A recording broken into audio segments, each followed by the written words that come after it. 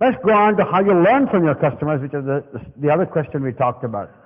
Here the customer teaches you how to, serve him. So it's a bit of a joint venture, and he helps you understand how you work. You get to know more and more about him, and then you can serve him better. And there's a very, very interesting, case of a Japanese company, and I'll share that with you. It's a company that you might be familiar with. It's a maker of agricultural and other earth-moving equipment. It's Komatsu. Now, Komatsu were having a major meeting in Japan. And the discussion was, why are we not able to sell enough Komatsus in the United States? Now this discussion was going on for some time, when one young engineer put up his hand gingerly and said, excuse me, why are we discussing this in Japan?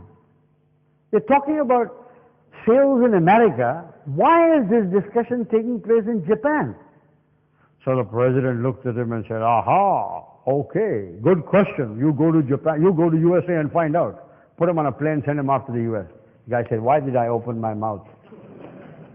Anyway, he reached the United States and went to the good state of Minnesota, because Minnesota has got huge farms.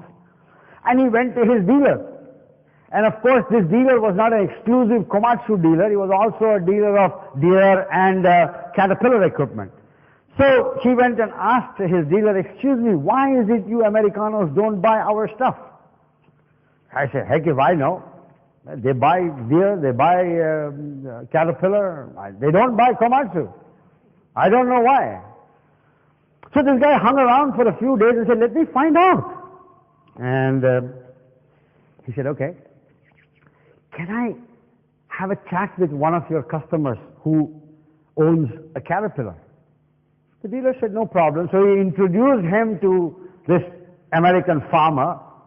And so this guy said, excuse me, sir, I want to find out a little more about your habits and how you use your equipment, etc. Can I interview you? The American said, listen, man, I got no time to be interviewed, okay? You want to find out, you come with me. I go farming, you come farming with me. So he said, okay. Just come on Monday morning to my house, and we will go, and we'll go into my farm and do some work, and you can find out what I'm doing. And we can talk as I work. So the Japanese engineer said, fine. He reached on Monday morning, he reached this gentleman's house, and it was not a house. It was, in the middle of Minnesota, a farmer, what do you think his house is? His house is some 7,000 square feet big, right? It's not a house, it's a mansion. That's how the Americans live in the farm.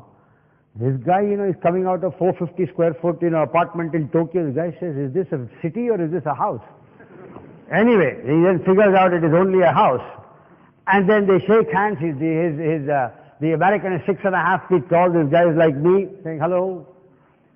Then he says, okay, let's get set. And he finds that this American is pulling out a whole load of, carton of beer. He's getting some music. He says, excuse me, are we going on a picnic or what? He said, listen, my farm is 200 miles long. We go today, we come back Friday. Now, if you drove 200 miles one direction in Japan, you'll hit the sea. This guy says, oh, okay. So he lugs all this stuff and throws it into the cabin of the cat. And then they get in, and they sit in and start driving, and this guy adjusts the music, adjusts the air conditioning. Then the engineer realizes what the problem is. Because of the difference in dimension of thinking and size, the Japanese engineers manufacture the Komatsu, which never fails. Never will it fail. But the cabin is meant for a 5.5 foot guy who will drive for 4 hours and come back. There's no place to keep music and beer. There's no air conditioning, because in the Asian culture you're meant to suffer. If you're not suffering, something is wrong with you.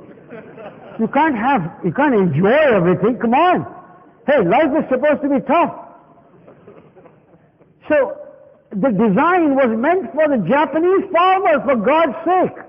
It was never meant for the American farmer. And Komatsu went back and did a complete redesign. They said, forget all this technology that the wheels will turn without fuel and all that. Forget that. I mean, let's work on what the man wants. It says change in thinking. But the only way you can do it is by learning from your customer. You cannot sit in Japan and find out what a guy in Minnesota wants. Come on. Even if you have the internet. That's something about learning from customers. So, I mean, Dell computers, I mean, I use a Dell laptop, and I'll tell you one thing, buying a Dell computer is a pleasure. Now,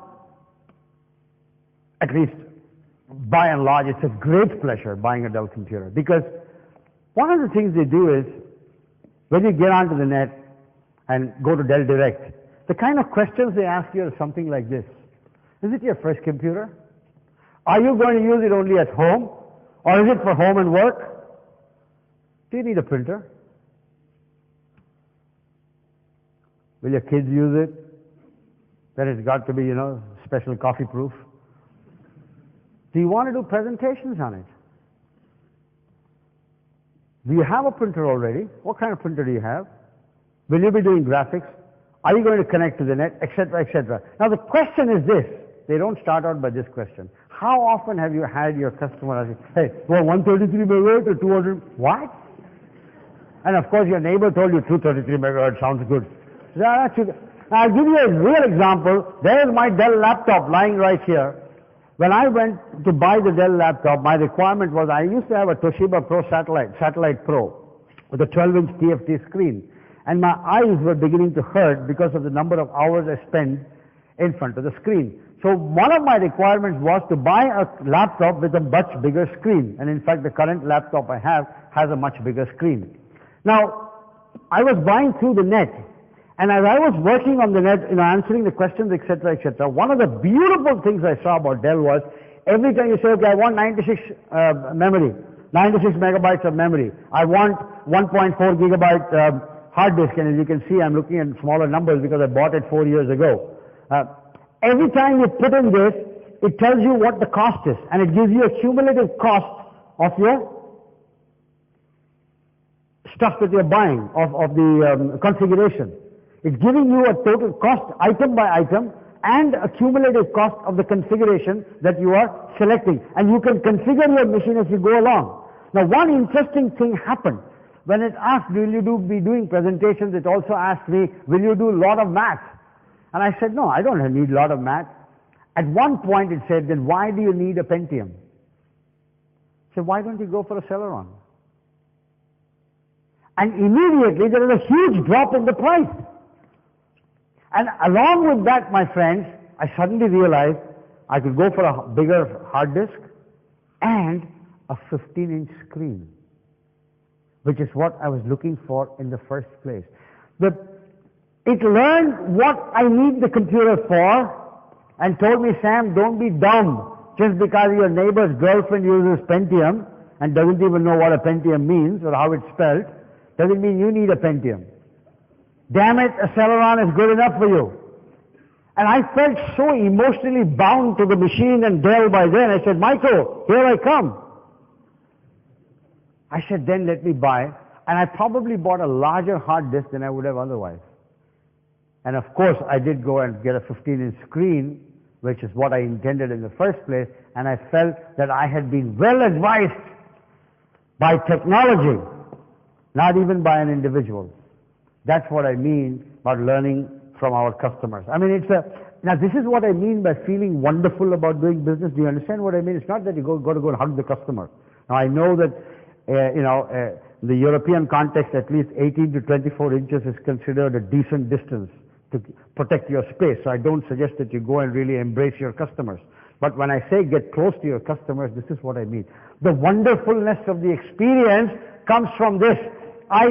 4 years after I've bought my laptop, I still feel wonderful about Dell. I feel so wonderful that I'm a big stockholder of Dell. I love Dell. I have not met Michael Dell. The son of a gun is making money on me for nothing. But God bless Michael Dell, and God bless Dell Computers. It's a great company because it helps you learn It really, really teaches you how to learn from your customers. And again, see the white space opportunity, new wealth creation. This is not like how do I charge them 10, kroon more or $10 more for that Pentium processor. No. It's actually when you go back and think about it, you say, heck, these guys have been so nice to me. They told me I need a Celeron that's good enough and gave me a Celeron.